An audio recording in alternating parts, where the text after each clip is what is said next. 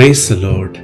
आप सबको जय मसीह की। एक बार फिर से आज की बुनियादी शिक्षाओं में आप सबका स्वागत है। I welcome all of you in a basic teachings. मैं हमेशा की तरह एक उदाहरण आपको देना चाहता हूं। मैं ये उदाहरण काफी बार आपको दे चुका हूं, लेकिन मुझे लगता है ये वो बात है जो हमें बार बार सुननी चाहिए। हमें से बहुत सारे प्रचारक भाई एक चीज को बार बार रिपीट करने में डरते हैं क्योंकि उन्हें लगता है कि पब्लिक बोर होगी। मुझे लगता है हमने परमेश्वर को ठीक से नहीं जाना है। परमेश्वर का वचन एक चीज बार बार रिपीट करता है। आपने देखा कैसे प्रभु वंशावलियों को बार बार लिखता है। यीशु ने 5000 लोगों को खाना खिलाया, ये चारों सुसमाचारों में लिखा है। विश्वास करते हैं ये पवित्र आत्मा ने किया है, बिकॉज बाइबल कहती है कि पूरी बाइबल पवित्र आत्मा की प्रेरणा से लिखी गई है। ये लोग नहीं थे कि जो एक ही चीज को बार बार दोहरा रहे थे। ये परमेश्वर था जो चीजों को बार बार दोहरा रहा था, क्योंकि वो जानता है कि जब भी हम किसी चीज को सुनते हैं हम जरूर कुछ मिस कर देते हैं। फिर हम जब दूसरी बार पढ़ते हैं या सुनते हैं तब हम उन्हें कैच कर लेते हैं। आप जानते हैं, जो बात मैं रिपीट करना चाहता हूं वो ये है, अगर एक व्यक्ति एक इमारत बना रहा है, इफ एक पर्सन जो है वो अगर एक बिल्डिंग बना रहा है, तो ये बहुत मायने रखता है कि उसकी बिल्डिंग के नीचे फाउंडेशन कैसी है। आपने देखा होगा बारिश में बहुत सारी बिल्डिंग्स गिर जाती हैं, कोलैप्स हो जाती हैं। बहुत सारी बिल्डिंग्स में क्रैक आ जाते हैं जब भूकंप आता है। क्या कारण है? सुपर स्ट्रक्चर में प्रॉब्लम है कि फाउंडेशन में प्रॉब्लम है? ऊपर के ढांचे में तकलीफ है कि नीचे फाउंडेशन में तकलीफ है? फाउंडेशन में तकलीफ है। क्यों यीशु ने कहा जो मेरा वचन सुनता है और मानता है उसने अपना घर चट्टान पर बनाया है। आप जानते हैं यीशु अपनी शिक्षाओं में नींव की बात करते थे। आप जानते हैं जैसे एक इमारत के हिलने और उसमें क्रैक आने के पीछे फाउंडेशन का दोष होता है, वैसे ही हमारी जिंदगी भी एक बिल्डिंग की तरह है। यदि हम अपनी लाइफ को एक सही फाउंडेशन पर रखें तब ये जिंदगी हवाएं, तूफान और लहरों के सामने नहीं गिरेगी। ये जिंदगी स्ट्रांग बनी रहेगी। इस चैनल को स्टार्ट करने के पीछे सिर्फ और सिर्फ मेरा मकसद यही था कि मैं आप में से हर एक की फाउंडेशन को स्ट्रांग करना चाह रहा था। जरा सोचिए, इन दिनों में छत्तीसगढ़ में कितना सताव है, लेकिन हमारे भाई बहन जो हैं वहां पर कितने स्ट्रांग हैं। वो प्रभु को नहीं छोड़ते हैं। हमें सीखना चाहिए हमारे छत्तीसगढ़ के लोगों से कि इतने सताव में भी वे प्रभु के साथ खड़े हैं। कलीसियाएं तोड़ी जाती हैं, विश्वासियों को तंग किया जाता है, उनकी पंचायतें उन्हें बाहर निकाल देती हैं। मैंने रिसेंटली किसी के बारे में सुना था कि जब एक परिवार ने गांव में प्रभु पर विश्वास किया तो उस पूरे गांव में एक ही किराने की स्टोर है जहां से सब लोग सामान लेते हैं, और उन्हें साफ कह दिया गया कि इस परिवार को ग्रोसरी नहीं मिलनी चाहिए। आप बिलीव कर सकते, भारत की बात है। हमें सीखना चाहिए हमारे छत्तीसगढ़ के भाई बहनों से जो कितने स्ट्रांगली प्रभु के साथ चल रहे हैं, खड़े हैं। सताव आ रहा है फिर भी वो प्रभु के साथ चल रहे हैं। हमारी बेटियां, हमारे भाई कैसे खुदा के साथ चल रहे हैं। आप जानते हैं हमें लर्न करना चाहिए क्योंकि फाउंडेशन बड़ी स्ट्रांग है। आज मैं आपको समझाना चाहता हूं, एक सवाल बहुत लोग करते हैं, क्या पवित्र आत्मा हमें छोड़ के चला जाता है? आइए मैं आपको जवाब देना चाहता हूं। इस समय आपके स्क्रीन पर एक वर्ड है, यूहन्ना 14 अध्याय और उसका 16 वचन। मैं पिता से विनती करूंगा और वह तुम्हें एक और सहायक देगा कि वह सर्वदा तुम्हारे साथ रहे। यहां नहीं लिखा है कि वो आए और जाए, यहां लिखा है सर्वदा साथ रहे। आप जानते होंगे पुराने नियम में परमेश्वर का वचन कहता है कि दाऊद ने अपनी आंखों से कुछ देखा।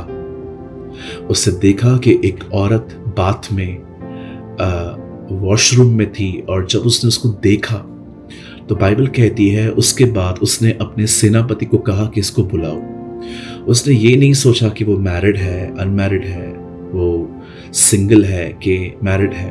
बस उसने कहा इसको बुलाओ। और उसके बाद हम जानते हैं कि दाऊद ने पाप किया, व्यभिचार किया, और दाऊद ने उस पाप को छुपाने के लिए उसके हस्बैंड की भी हत्या करवाई, उरिया की।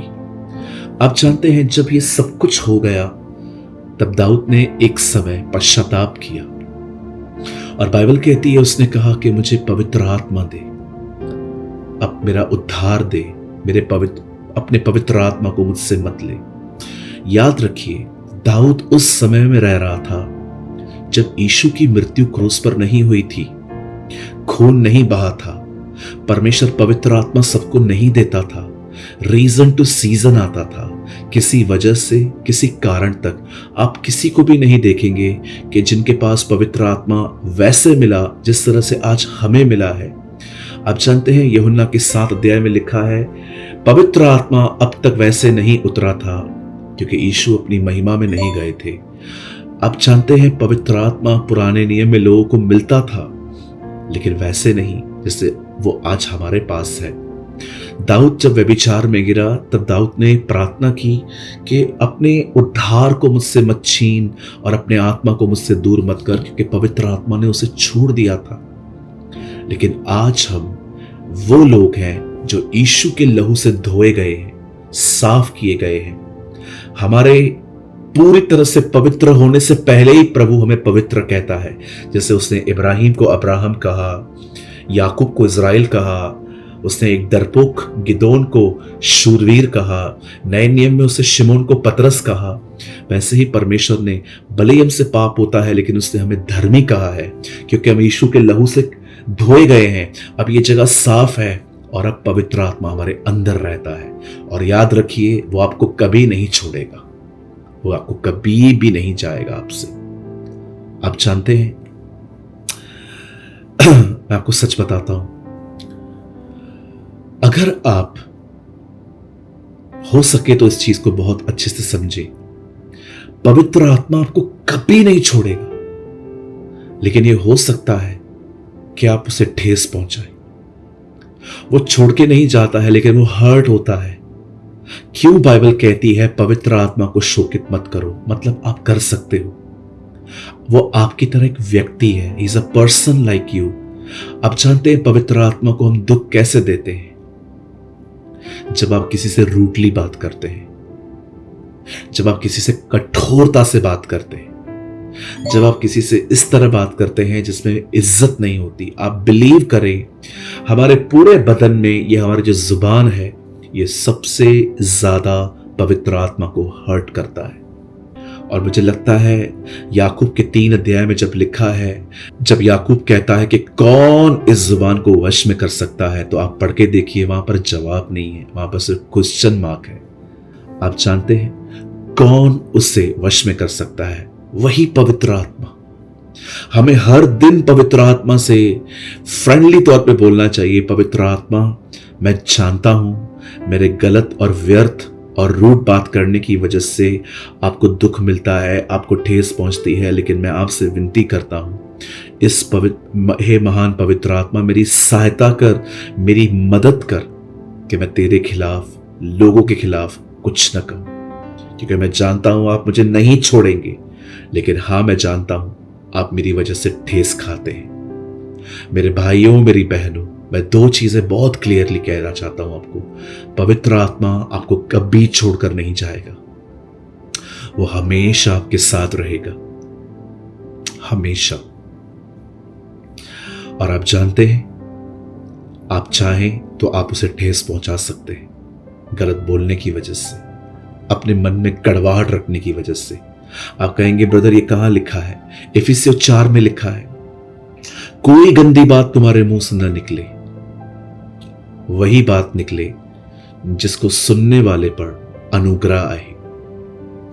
मैं आप में से हर एक को कहना चाहता हूं, आज इस मीटिंग के पूरे करने के बाद प्रार्थना करिए कि प्रभु हमें सहायता करे कि हम पवित्र आत्मा को कभी हर्ट न करें। आप जानते हैं वही आपको बाइबल समझाता है।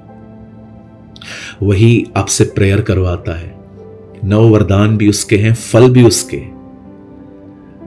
किसी ने कहा वह पवित्र आत्मा ही है जिसे परमेश्वर के पुत्र को मनुष्य का पुत्र बना दिया, और अब मनुष्य के पुत्र को परमेश्वर का पुत्र बना रहा है।